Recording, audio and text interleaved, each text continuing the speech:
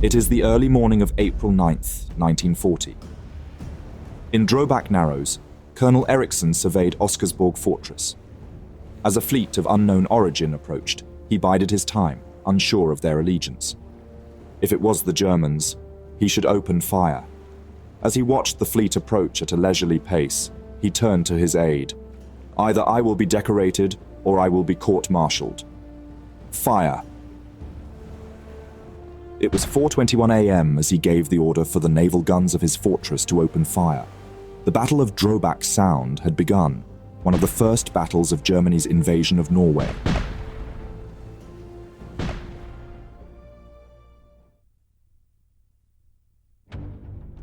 It is April 1940.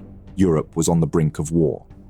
With Poland invaded the year before, the phony war had lasted for months, and every country suspected a major event was imminent.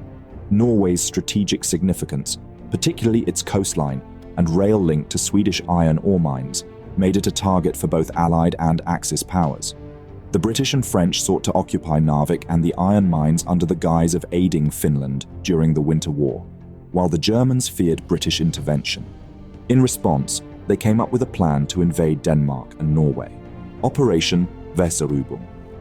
Hitler's concerns about tying up resources for a prolonged campaign in Norway prompted the Germans to plan for a rapid takeover.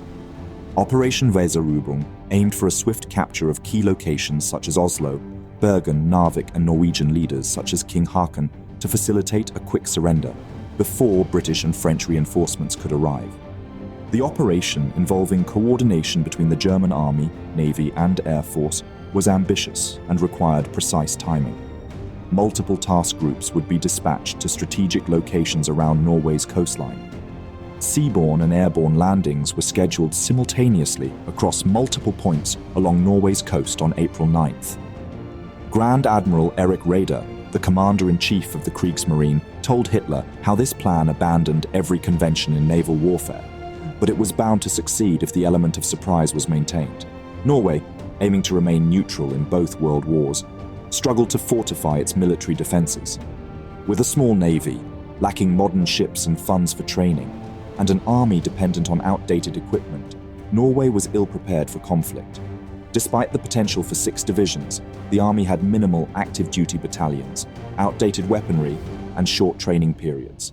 The Air Corps possessed a small fleet of mostly obsolete aircraft, and the country's anti-aircraft defenses were insufficient against modern threats.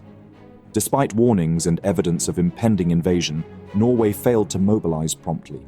Reports of German and British troop movements stirred debates within the Norwegian cabinet, but crucial information from Swedish and Danish sources went unheeded. Among Germany's planned task groups was Task Group 5, ordered to push north along the Oslo Fjord area, bypass Norway's coastal defenses, capture Oslo, and seize King Haakon and Norway's gold reserves. Task Force 5 departed Svinemund on April 7th and assembled in the Bay of Kiel on April 8th. Smaller units joined en route to Oslofjord. Led by heavy cruisers Blücher and Lutzow, light cruiser Emden, torpedo boats, and auxiliaries, Task Force 5 carried a crew of 3,800 and an assault force of 2,000 soldiers. Rear Admiral Oskar Kummetz commanded the naval component, while Major General Erwin Engelbrecht led the ground forces. 2 airborne companies were tasked with seizing Fornebu airfield to facilitate troop landings. Despite Danish observation, the task force sailed through the Great Belt unopposed, closely monitored by Danish and Norwegian authorities.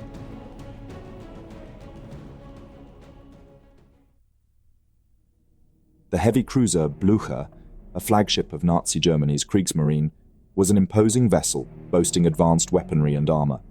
Commissioned in September 1939, she was among the largest and most powerful ships in the fleet, equipped with 8 8-inch guns and various secondary armaments.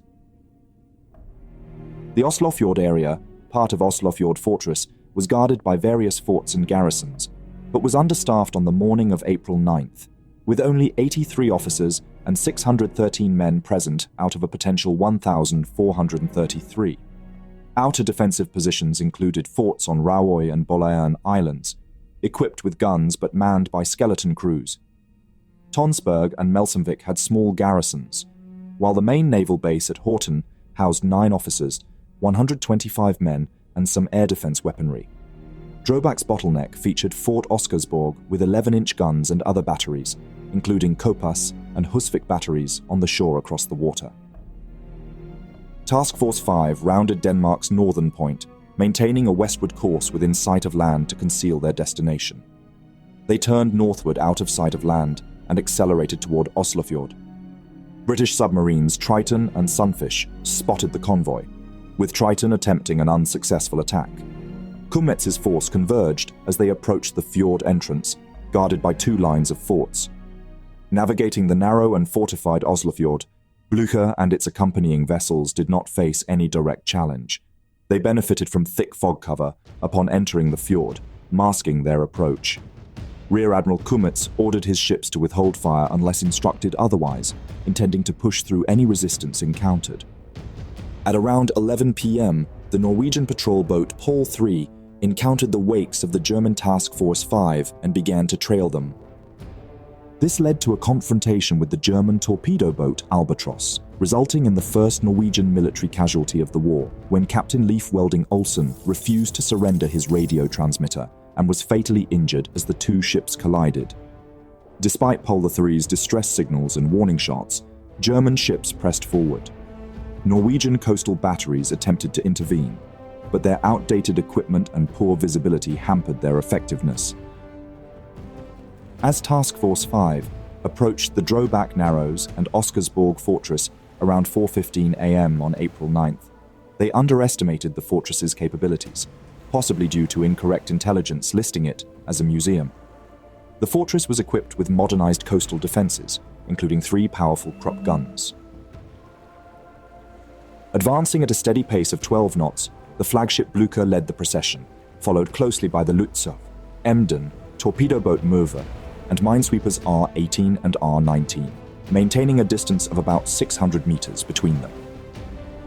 In the silence of the night, Admiral Kummetz aboard the Blücher interpreted the absence of resistance from the fortress as a sign of passage. However, Colonel Eriksen, orchestrating the Norwegian defense, purposely delayed action. He calculated that the fortress's old guns, manned by inexperienced crews, needed optimal conditions for accuracy. In fact, Eriksen was known as skilled, but also overeager when it came to combat. Some sources claim he was unaware of the ships being British or German, but he figured that was a worry for later. He reportedly stated, "Either I will be decorated or I will be court-martialed. Fire." At precisely 4:21, Colonel Eriksen ordered the fortress's batteries to open fire as the rangefinder indicated 1,800 meters. 2 shells from the 11-inch guns struck the Blücher, with additional fire from the eastern batteries. The damage inflicted was significant, with 1 shell hitting the base of the bridge and the other penetrating the ship's port side, causing casualties among the crew. On the eastern shore of the fjord, Kopas Battery and Husvik Battery, under the command of Captain Vågen Enger, further bolstered the defense. Despite being understaffed and with outdated equipment, these fortifications managed to contribute to the resistance. Kopas Battery, situated on high ground, delivered plunging fire onto the Blücher. The volley from the shore batteries found its mark on the Blücher's deck, hitting the airplane hangar loaded with aircraft and fuel barrels.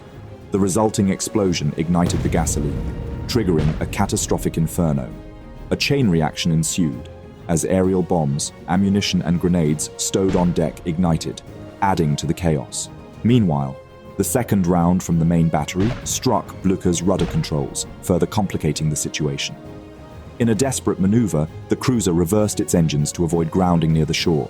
Despite being at full battle stations, the German ships kept their main batteries in secured positions, hoping to convey peaceful intentions. However, this tactical decision hampered their response time, leaving them reliant on their secondary batteries for rapid retaliation. The darkness along the shoreline made it challenging for the Germans to accurately target the Norwegian positions, resulting in ineffective fire. Conversely, the shore batteries remained unscathed by the exchange. Meanwhile, the cruiser Lützow, following Blücher, came under heavy fire from Norwegian shore batteries. Struck by shells from Kopas Battery and Husvik Battery, Lützow sustained damage to her turret and sickbay. Captain August Thiel, assuming Blücher had struck mines, decided to withdraw Lützow from the perilous strait. This retreat prompted other ships to follow suit, exposing them to further Norwegian fire as they hastily exited the fjord. For Admiral Kummetz, retreat was no longer an option as the Blücher struggled to escape the barrage. Attempts to increase speed proved futile due to engine malfunctions. As the burning cruiser limped past the eastern batteries, the cries of the wounded echoed in the night, mingling with an unexpected sound, the defiant strains of the German national anthem sung by the ship's crew. Kummetz decided his best chance for survival was to charge ahead to remove his ship from the range of the batteries. This meant he unwittingly came within range of the concealed torpedo battery, commanded by Captain Andreas Andersen. He watched as the torpedoes, over 4 decades old, sped toward their target, their wakes invisible to the Germans. The first torpedo struck the Blücher forward, followed by a second amidships, triggering devastating explosions within the stricken vessel. With its engines crippled and water flooding in, the Blücher's fate was sealed. The once proud cruiser lay immobilized, listing heavily to starboard. In a desperate bid to prevent further catastrophe, the ship's torpedoes were fired, detonating harmlessly against the shore on both sides of the fjord. By 5:30 a.m., an ammunition magazine, located amidships, exploded. It sealed the ship's fate. Amidst the chaos, survivors scrambled ashore on both sides of the strait, primarily on the eastern shore, where they were apprehended by Norwegian troops. Among the captives were high-ranking officials such as Admiral Kummetz and General Engelbrecht. It had been an utter disaster for the Germans. Following the sinking of Blücher and the perceived threat of Norwegian mines in the Drobak Narrows, Captain Thiel ordered Task Force 5 to retreat, forcing the remaining troops to land further from Oslo than planned. Despite Lützow's continued bombardment with her long-range guns, Norwegian defences endured relentless aerial assaults by the Luftwaffe, sustaining significant damage. Despite the resistance of Colonel Eriksen and his men, Oslo fell to German forces, aided by infantry airlifted into Fornebu Airport and paratroopers capturing key positions. Facing overwhelming odds, Eriksen surrendered Oscarsborg Fortress on April 10th. The captured Germans were later released as their comrades invaded Norway and captured Oslo. Nevertheless, the successful defense at Oscarsborg bought crucial time for the Norwegian government and gold reserves to be evacuated, preventing the Germans from achieving a quick victory.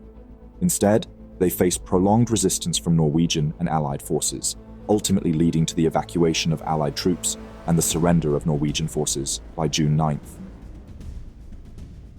Thank you very much for watching this video. Please leave a like, it really helps out the channel. If there is a topic, battle, or person you would like to know more about, let me know your thoughts in a comment.